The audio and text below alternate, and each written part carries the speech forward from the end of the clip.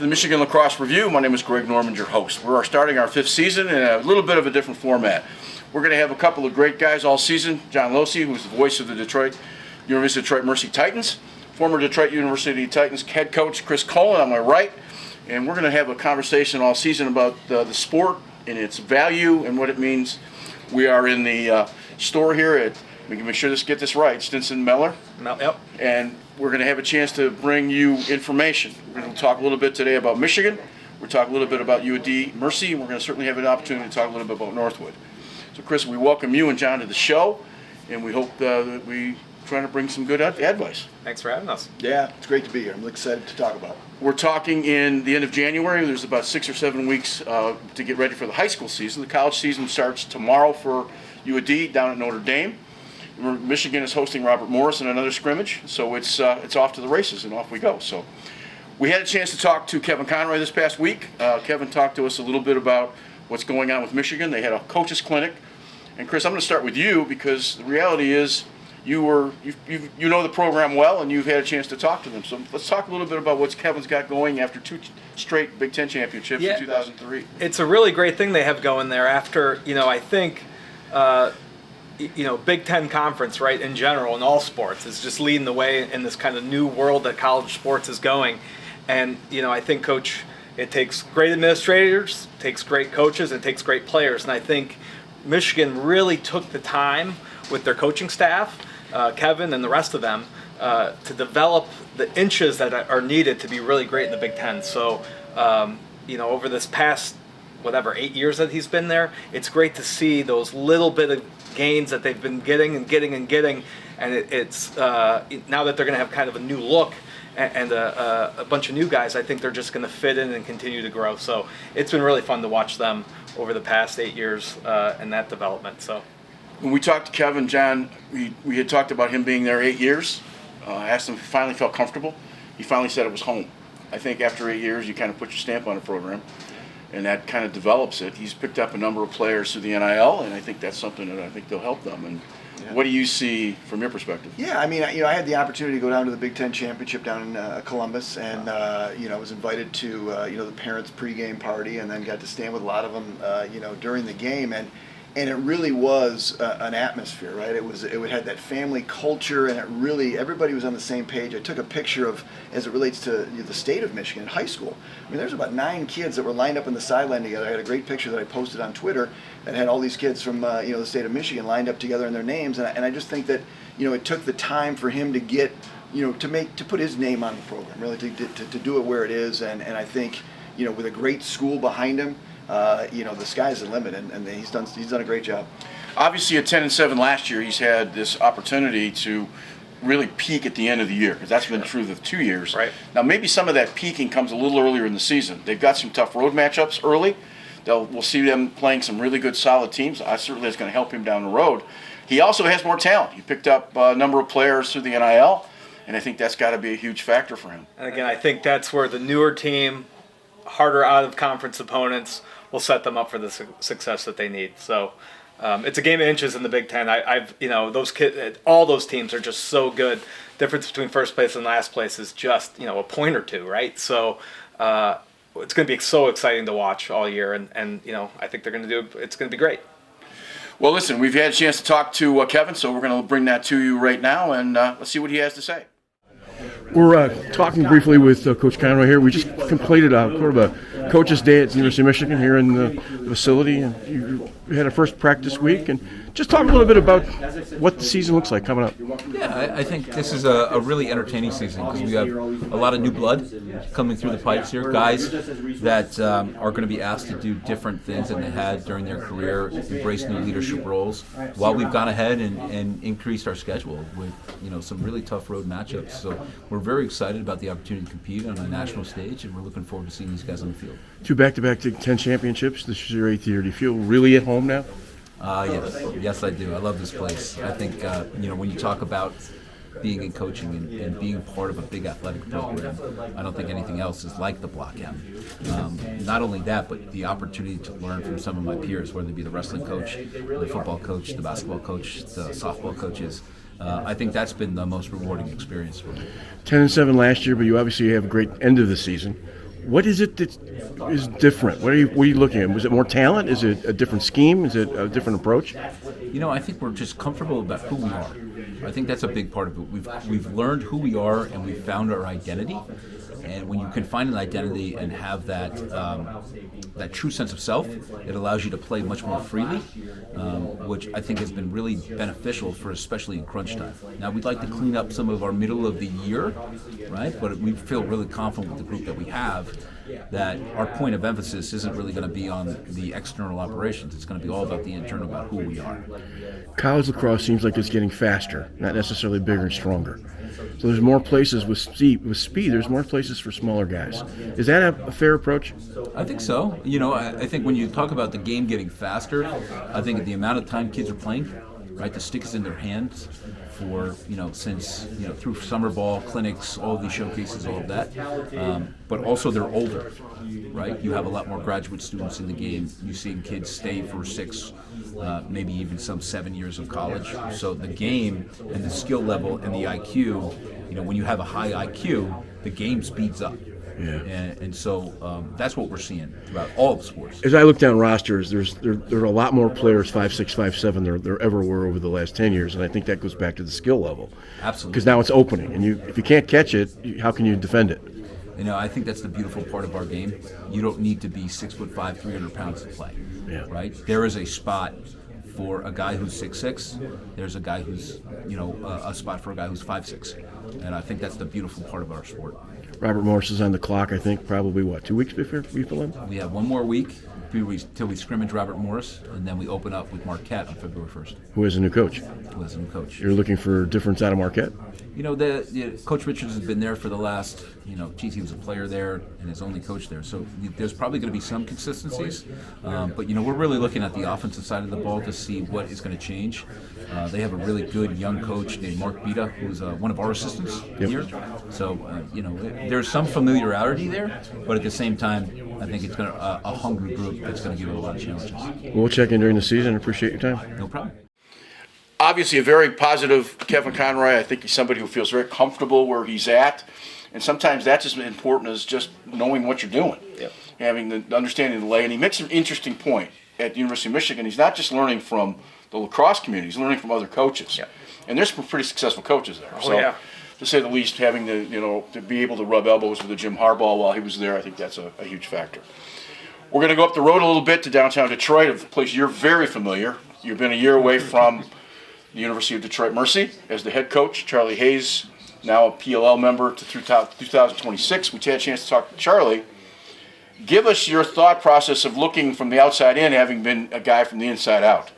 Well, Charlie's going to do a great job. He is where I'm was an older guy that told you what to do. He's a guy that lives what you do. So I think that's a good change for today's athlete. I think he's going to, he's just who they want to be, right? In every way, the way he prepares himself, the way he prepares. So that now that's going to, as he becomes a head coach, he's going to learn how to kind of push that from himself to defensive group, now to a whole group. So they're just going to grow and grow and grow with the staff that they have now. I think he had a great hiring offensive coordinator, and it's going to be fun to watch them grow. New conference, new situation. So, I have all the faith in the world in them. You voluntarily step away, families, and you want to make that decision. How much is that jaundiced ear over there still kind of keeping an eye on what you built? Because you were there for 13 years. Oh, no, it's theirs now. So I'm just here to support when they need me. Love the kids, love the program, love the school. I love the way it educates people. So I'm so looking forward to the way it's going to change for the better and grow, and that's what that place is about. So I'll play whatever part I need to do in that, and I don't think it's going to be that much. We're going to certainly have the conversation with Charlie in a second, but if you had a magic wand and you could give him a gift, what would be the gift that would give him in the first year? Oh, just the sense that you realize you're learning too, right? As you've been there forever. He loves the place. He's totally invested. But it's a little lonely as a head coach sometimes. And when you want it so bad, and you want everything right now, as we just talked about with Kevin, how it took some time. You got to give yourself that gift of time and patience. That it's going to be your program. It's going to get better. The best parts of him are going to rub off on the rest of them, and it's going to turn into a pretty good thing. Okay, well, let's talk to Charlie, and we'll see how that goes. Welcome back. We're talking with the University of Detroit Mercy new head coach, Charlie Hayes, who's taking over for the first time in the head seat. And Charlie, you've got a different view this year than you might have had in past years. You've been with the program since 18. And what's it look like from the seat you're sitting in now? Yeah, obviously really excited about the opportunity. Like you said, been on staff since the end of 2018. So just really excited about this opportunity. Been around the program for a long time, have a lot of love and appreciation for the school and the lacrosse program, obviously. So excited to kind of enter this new position and then take over moving forward. The show we're trying to talk about this coming season, you end going to South Bend this coming Saturday and then open up at Ohio State, followed by Marquette on the road. So it's not exactly a simple opening for the Titans. So maybe explain a little bit about your team this year and what you expect. Yeah, I mean, first things first, there was a number of things taken over this year that, I felt that we needed to improve upon. I think the first thing that I stressed to the team, back in September when we got together was just really increasing our work ethic, our discipline, kind of our attention to detail. I told the guys that the X's and O's will kind of handle itself and we'll get there. And so we put a big emphasis on just paying attention to the little things, right? Not cutting any corners. Wanted to focus on leadership, holding guys accountable, and just increasing that work ethic and kind of how we go about our business day to day. So the guys have done a great job buying into that so far. And as we head into we're 3 weeks into practice now. As we head into the season, we obviously have a really good opponent in Notre Dame coming up this Sunday. They're coming off back-to-back national championships, just rated the number 1 team in the country, heading into the preseason again. So it'll be a great test for us to kind of kick off the new year. The new league, the NEC Northeast Conference, you're joining that this year, which gives a little more parity to the types of schools that are a part of that. I would assume that that's got to play into some of the potential success of what you might expect this year. Yeah, definitely. We're really excited about the move into the NEC conference. I think it suits us a lot better than the Atlantic Sun did, in my opinion. I think geographically, obviously, it's a much better of a situation for us.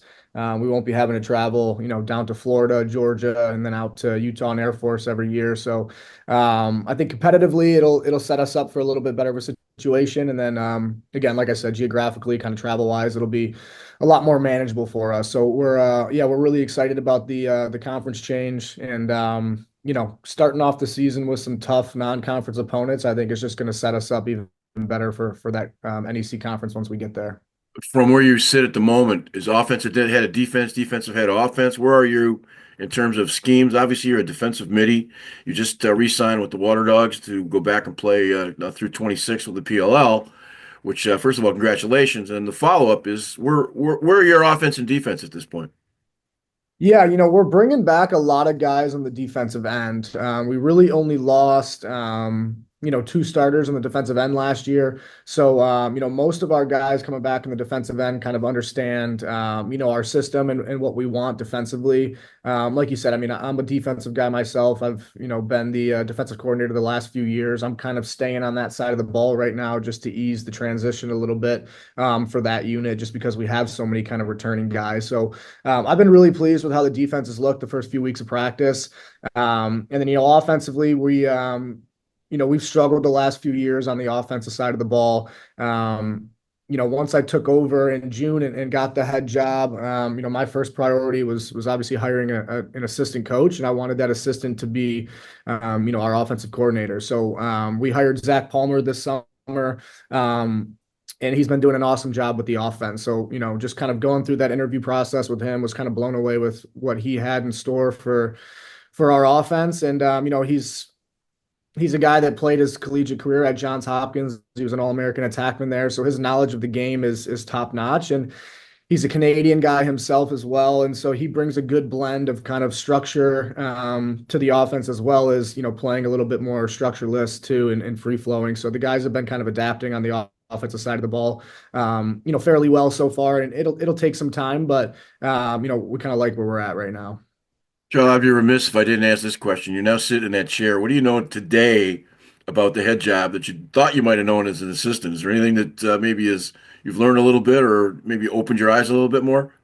It's funny. I'm obviously, there's always things that I'm learning every single day. Being assistant the last 4 or 5 years, I was doing a lot of stuff around here, so there's not too much that has been thrown at me that I wasn't necessarily aware of. It's just, obviously the stuff on your plate gets a little bit bigger. More issues that you didn't have to necessarily deal with, that now you do in the head job. So it's, obviously a lot of stuff that's been getting thrown at me. It's a little bit of both. Expected it, didn't expect it, but it's been great so far. I think time management would probably be your greatest key and be able to get to all of the hats that you have to wear as a head coach. Yeah, definitely. It definitely is. All right. Well, listen, we wish you the best of luck at South Bend, and hopefully we'll see you at Ohio State. Appreciate it. Thank you, Greg. Thanks for having me. A great interview there with Charlie Heiss. Thanks, Greg. We're going to turn our attention now to a newer program here in the state of Michigan, which is always great to hear. Northwood University, which I know you have some interaction with them, and tough schedule this year, tough building a program. You know a lot about really the state of Michigan and how to build a program, and getting as much support as you can. So thoughts on Northwood this year? Yeah, no, Coach Friel, I've known him since he was a little guy. He was a 1763er back in the day, John. So you even remember that. Yep. And so he's a tough kid. He's stuck with lacrosse in a lot of ways, and I think he'll do the same thing at Northwood. Where he's got some freshmen and sophomores who all have the same experience. Again, as we talked about, kind of where Coach in Michigan is, where it took some time to grow.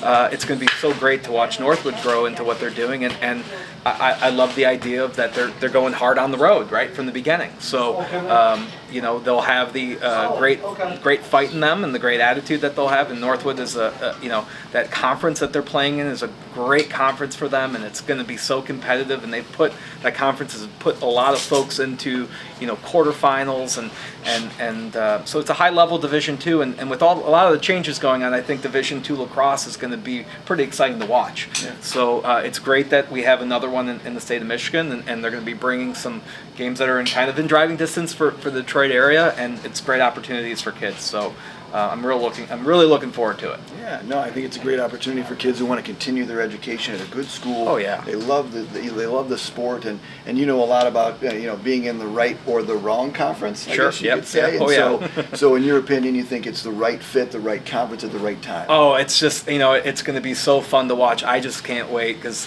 I know a lot of the kids that coaches recruited over there, and to watch some of the rivalries. It'll be very close to kind of watching some of those old traditional MAC rivalries that Detroit had. I can't wait to see that Seton Hill Northwood game. I think those guys are going to battle, and it's going to get they're going to respect each other, but it's going to be a pretty good fight for the game. So I'm looking forward to and Coach will get them ready for that. So it'll be a lot of fun to watch. Yeah, no, it's going to be a great time this year, and great for the state of Michigan to continue that. More programs, more opportunities for kids to go out and play. It's not really about just D1 anymore, right? I mean, that's the great thing about the growing of the sport of lacrosse is that if you want to play, if you're dedicated to the game and you want to continue to get better and you want to play at the next level, there's opportunities. Sure, and for kids that want to keep developing, Division II is just such a great option for kids. I think where Division I, we're seeing some changes and transfer portals and things like that. Division II, if you want to get in and get a family and just grow as a human and as a player, that Division II model is going to be very up and coming, yeah. And also very attractive for kids moving forward. Thanks, Coach. All right, and we'll turn it over now to Greg. Greg, you got a great interview with Coach Jake coming up right now. Welcome back. We're talking to Jacob Friel, who's the head lacrosse coach at Northwood University. You're spending some time getting ready for the upcoming season. You go on the road the February 11th in Quincy, and talk briefly about this new endeavor, because this is brand new. 25 years ago was the last time they fielded a team. Yeah, I think the smile says it all right off the back. I'm excited. We have a really good group. We have a young group, obviously. We have around 35 guys on the roster, mostly freshmen, sophomores. We got one grad student who the team has started calling Unk. And we have a really good group, a group that's ready to learn. We're pushing them really hard right now in preseason. We're excited about our schedule. We know it's going to be a little bit of tough sledding in the beginning, calling ourselves road warriors. I got 9 away games. But I think this is the right group, to be challenged and to see what the level is that we want to get to and be ready for conference play. That's definitely the goal. What will you consider 2 months from now, 3 months from now? What will you consider to be a success? A success for us would be to establish leadership within the program from the players. Seeing freshmen and sophomore, who are like right here, same level at this point, step into leadership roles that would normally be held by juniors and seniors, and to see us have growth, to see us have like actual um, measurable growth within the team in terms of just I want to say leadership, maturity, and just overall, kind of just experience. They need this experience in the beginning here of playing collegiate games. We don't have a lot of guys that have that experience except for that grad student that I talked about. That's really what we're looking for. I think the product and the actual result will kind of speak for itself. I think we're going to be in a good spot. But I really want to see how far this team can come within a year, just in 1 year of play. You're a defensive coach, and obviously there's no video of watching you play. So how do I scout you? That's a good question. You probably don't get a chance to for the first for that first opponent for Quincy, but after that they will have the opportunity with the exchange to see us play and all that, and it's definitely an advantage that I think we've thought about a little bit. We plan on showing quite a bit in the first few games, and I think we have a group that can do quite a bit, which is nice. Gives us a few different looks, whether it's defensively, offensively, even off the faceoffs, ride and clear, all that stuff. What makes you worry when you're laying in bed at night? Okay, so that's a great question. I honestly think the thing that I think we want to be strongest at this year would be control of pace. With a smaller roster, that's something we talk about a ton. We talk about playing the game at our speed, basically slowing it down a little bit. It's probably not something we're going to do in future years once we get up to our full size, ability to kind of run and gun and play. But for the first year, we really want to control the pace, want to have good possessions. We're going to really pride ourselves in just basically discipline, making good decisions with the ball on our sticks, limiting fast break turnovers, limiting clearing turnovers. That's going to be probably our biggest like strength I'm hoping for, and that's also the thing that keeps me up the most at night because I think that will probably determine 3, 4 goal games. It could be one way or the other if we don't control those things, those controllable things on our end. You're a new guy in the block, so is that the reason you end up with 9 road games and 4 home games? Yeah, I would say so. We have we have basically the 4 home games all in conference, right? And then the 4 away that are additional to our 6, excuse me, into our 9 total away games are all out of conference. And we wanted to play good teams. We wanted to make sure that we scheduled like Quincy's a great program. Lewis is a great program. William Jewell, Rockers, all really, really good programs there in the GLVC. And in future years, we're going to try and stick to the North, obviously, for our regional rankings. That'll help us. But for this year, we were really focused about playing the best possible competition as close as possible, and getting our guys ready for like our conference tournament for our conference play. We wanted to be battle tested, so that was kind of the aim. And unfortunately, we couldn't get a lot of guys or programs that wanted to voluntarily come up to us this year. But we did get a lot of home and home relationships, so the next year is looking really good for home games. You took the job in December of 2023. You've never been a head coach before. What have you learned in the last 26 months that you didn't know even 12 months ago? Yeah, the amount of administrative work that goes into it for sure. You don't get to just do X's and O's all the time. That's definitely the best part of the job, right? Spending time with the guys, watching them develop and grow. But the organizational piece, I think that was the biggest thing that I've learned. Just making sure, and then managing people. I can't speak highly enough about my staff. We have Jack Jesco, who just stepped on as a volunteer assistant for us, coming over from Alma, and then Ross Patrick, who's coming over who was a grad assistant at Tusculum last year. And both of them have made my life, tremendously easier, and have been a huge asset for the team, for the growth of the guys, being able to work with the individual skill groups. I think managing, your staff and getting to know how to kind of make sure everyone's pulling in the right directions, everyone's got responsibilities for the day. staying organized, just the administrative stuff on top of, the daily X's and O's and all the practice planning and all that. As a brand new coach, you look young, and so Right. players look at you, and if they were looking at a guy that was my age, it would be you'd have a built-in leadership opportunity just because if they assume if you're old, you must know something, right? Yeah. But Yeah. so you look young, and you've got to hang your hat on something. What is it that they look towards you for confidence in? What is it that you bring to the table from a confidence standpoint? For sure. I want to first say, Greg, you described our problem in a nutshell with all the freshmen and sophomores on the same level. That's something that we ran into with them looking, for upperclassmen that we didn't have. And for a lack of I wish it wasn't this way, but us as coaches this past year, this past fall, this now in the preseason, we've kind of had to take that role of quality control, that leadership role.